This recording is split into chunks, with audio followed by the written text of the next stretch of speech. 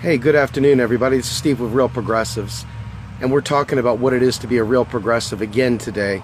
It seems that the idea of appropriating the term progressive has led to an awful lot of confusion, and it's gotten to the point where it's critical mass.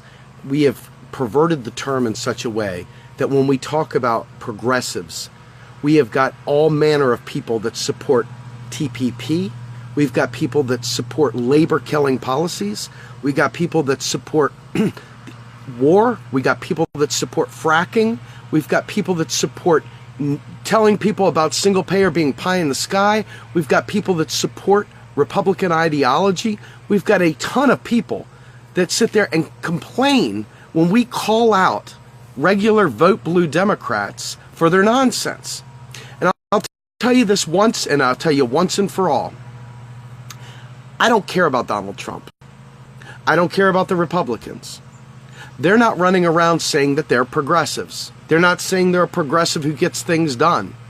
They're not saying, hey, come join us because we will take care of you. The Republicans are not saying, hey, we're going to fix climate change. We know who they are. We know who they are. We know what they are. We know what they stand for.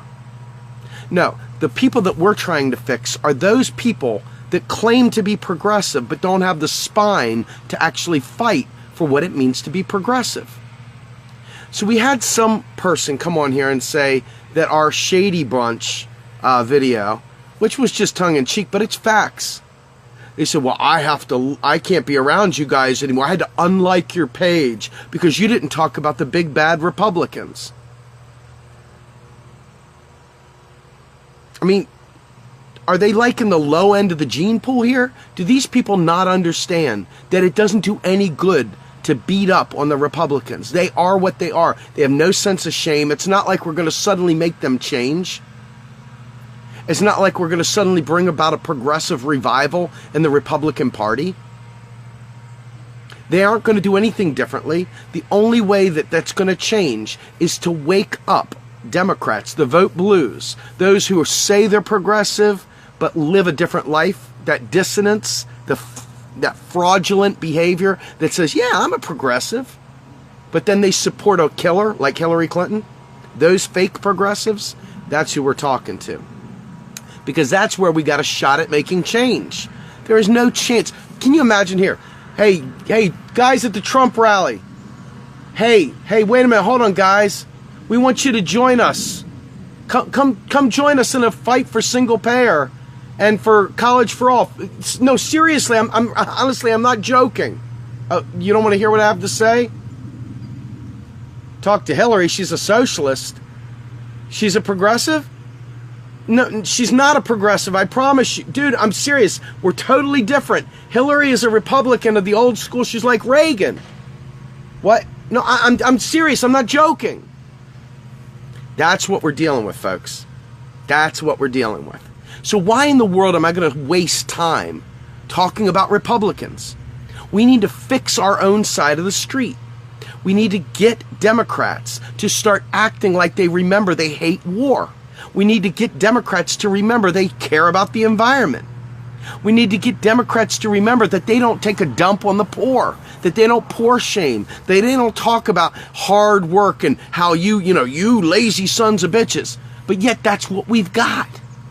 We've got Democrats behaving just like the old school Republicans. The new school Republicans are batshit crazy, but that goes without saying. And if you need me to say it over and over again, you're on the wrong place, because I'm not going to waste my breath. I'm not going to waste my time. But yet these people stumble through here. You must want Trump. No, I don't want Trump. But I tell you what, here's the hierarchy. I'm voting for Jill Stein. My conscience will be clear as day. There's no issues. There's no dissonance. I know what I'm voting for. Will Jill win? If enough of us vote for her, she will. But will she probably win? I don't know. If enough of us vote for her, she will. But is there a good chance of her winning? I don't know. If enough of you get out there and help vote for her, she will. But isn't that crazy? I don't know. If enough of you get out there and vote for her, she will win. I don't know what more you want me to tell you. So the fact is, I'm voting for Jill Stein. But then what happens? Who is the next person in line that unites the left?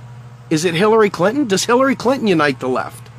Are us lefties going to suddenly be like cheering on fracking? Are us lefties going to suddenly be like, yeah, let's go to war in the Middle East, rah? Are we going to start telling the left to pipe down? They're being a little too uppity, that they need to take their time and not worry about climate change? Probably not.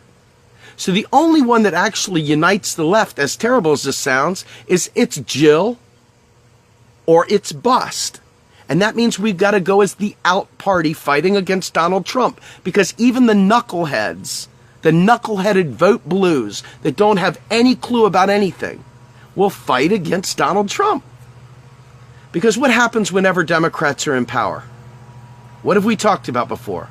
The vote blues, they defend blue. They're worse than the police union. They defend blue, period. The blue wall goes up. They don't criticize. They don't say shit. They don't take to the streets. They're not concerned. If a blue goes to war, damn it, had a good reason for it, I'm sure. What is the reason? Well, I don't know, but I'm sure it was a good reason.